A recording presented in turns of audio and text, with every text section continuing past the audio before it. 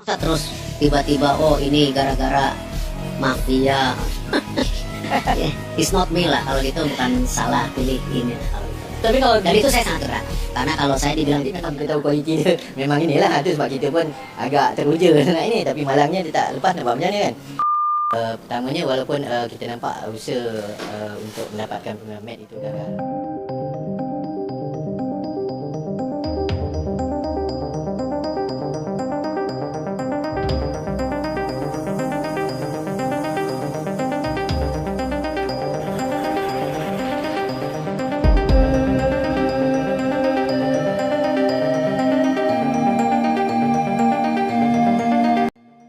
Malaysia makin konyol, protes Indonesia turunkan FULL skuad pemain naturalisasi di Piala AFF, mana bisa menang kalau begini.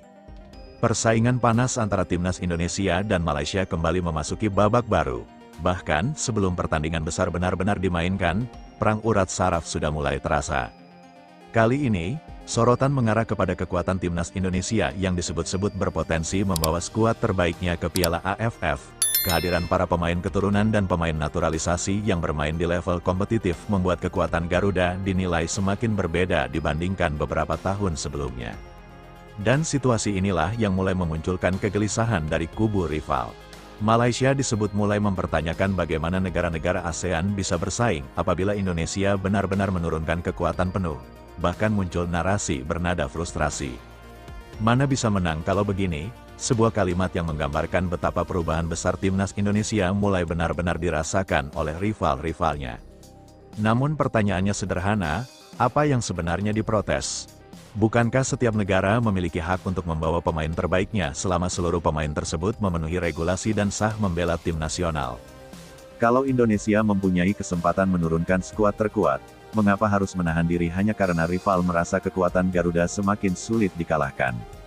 Inilah yang membuat situasi tersebut terasa semakin panas. Dahulu, ketika timnas Indonesia mengalami kesulitan, tidak sedikit pihak yang meremehkan. Ketika Garuda gagal meraih hasil maksimal, kritik dan ejekan datang dari berbagai arah. Indonesia disebut hanya memiliki supporter besar, Indonesia disebut jago kandang. Indonesia disebut tidak akan mampu bersaing di level yang lebih tinggi. Namun sekarang, ketika Indonesia mulai membangun skuad yang semakin kompetitif, muncul suara-suara berbeda. Indonesia dianggap terlalu kuat, Indonesia dianggap membawa terlalu banyak pemain keturunan. Bahkan kekuatan skuad Garuda mulai dipandang sebagai ancaman besar bagi keseimbangan sepak bola Asia Tenggara. Sungguh sebuah perubahan yang luar biasa, dulu diremehkan karena dianggap lemah. Sekarang dipersoalkan karena dianggap terlalu kuat. Lantas Indonesia harus bagaimana? Apakah Garuda harus sengaja meninggalkan pemain terbaiknya agar lawan merasa nyaman? Apakah Indonesia harus menurunkan skuad lapis kedua hanya supaya pertandingan dianggap lebih seimbang? Tentu saja tidak. Sepak bola bukan tentang memberikan kesempatan kepada lawan untuk merasa nyaman. Sepak bola adalah kompetisi. Setiap tim berhak mempersiapkan kekuatan terbaik selama mengikuti aturan yang berlaku. Jika seorang pemain sudah sah menjadi warga negara Indonesia, memenuhi regulasi, dan berhak membela timnas Indonesia, maka statusnya di lapangan sama seperti pemain lainnya. Tidak ada pemain setengah Indonesia, tidak ada gol naturalisasi dan gol lokal. Ketika mengenakan lambang Garuda di dada, semuanya bermain untuk satu negara, Indonesia. Dan inilah yang tampaknya mulai membuat persaingan di Asia Tenggara berubah. Timnas Indonesia kini memiliki pilihan pemain yang semakin luas. Ada pemain yang berkembang dari kompetisi domestik, ada pemain diaspora, ada pula pemain yang mendapatkan kewarganegaraan melalui proses resmi dan memenuhi persyaratan untuk membela Indonesia. Semua elemen itu kemudian dipadukan untuk membentuk satu tim nasional. Sementara itu, rival-rival Indonesia tentu memiliki pekerjaan rumah masing-masing. Malaysia, Thailand, Vietnam, dan negara ASEAN lainnya tidak mungkin selamanya hanya melihat perkembangan Indonesia. Mereka harus meningkatkan kualitas liga, mereka harus memperbaiki pembinaan pemain muda. Mereka harus meningkatkan fasilitas, dan tentu saja, mereka juga harus membangun tim nasional yang semakin kompetitif. Karena dalam sepak bola, jawaban terhadap lawan yang semakin kuat bukanlah meminta lawan menjadi lebih lemah. Jawabannya adalah ikut menjadi lebih kuat, namun justru disinilah drama mulai terjadi.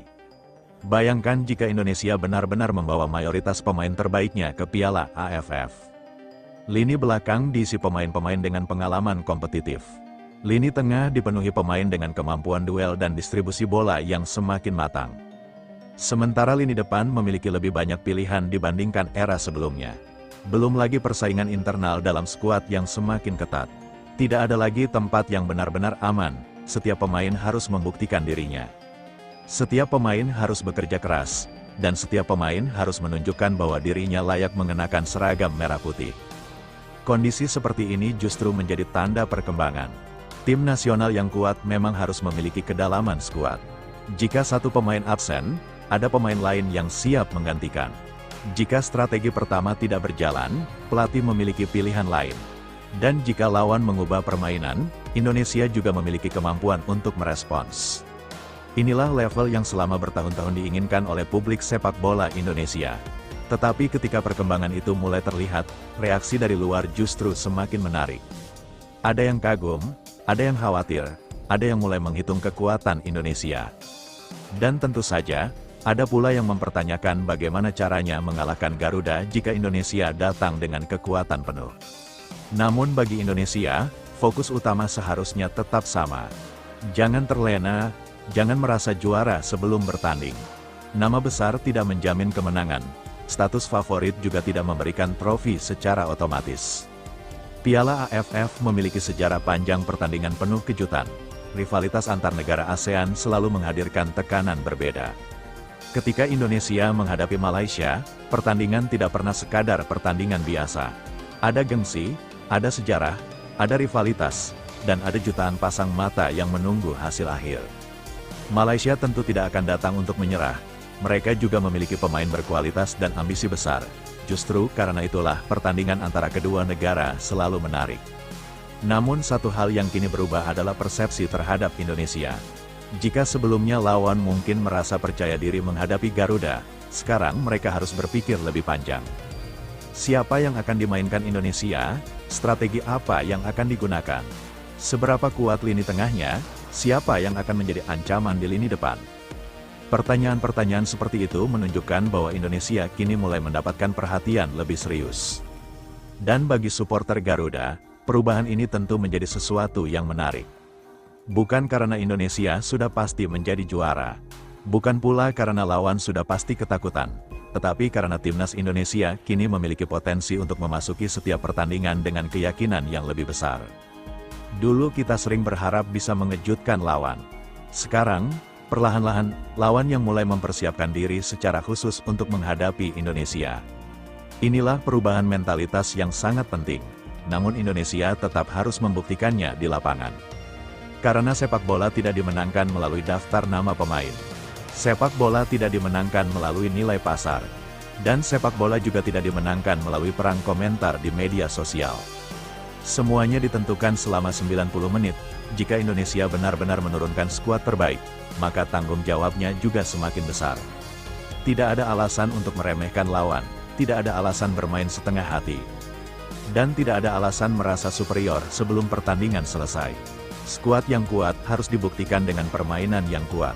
Pemain berkualitas harus dibuktikan dengan kerja sama tim.